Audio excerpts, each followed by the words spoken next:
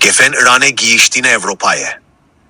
Vezîrê Derveyê Amerîkayê Marco Robio di civîneke çapemeniya hevbeşte bi Serokvezîrê İsraîlê Benjamin Netanyahu re got ku Gefên Îranê ne tene li dijî İsraîlê ne, li di heman demede li dijî kendavê û heta Ewropayê ne.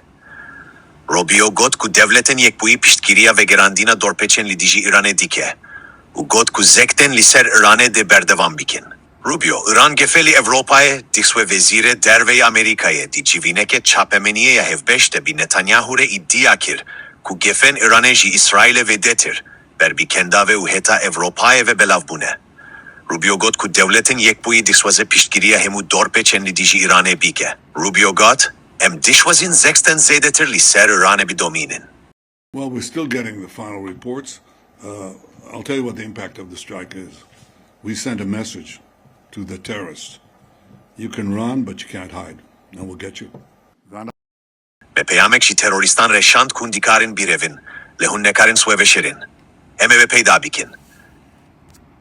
Serokvezîrê İsraîlê Benjamin Netanyahu keter bi serkeşiya dorpeçkirina medyayê ya li dijî İsraîlê tawanbar kir û got, em dizanin ku jî hêla sazî û velatan ve bi peşengiya ketere, ku bi miktarên mezinin pereyan jî keter û Çînê têne finanse kirin, hewldanek heye ku medyaya İsraîlê asteng bikin.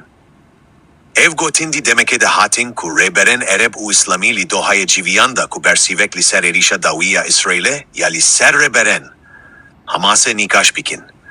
Netanyahu her viha dema ku jî wî li ser encamên êrîşa dohayê hat pirsin got,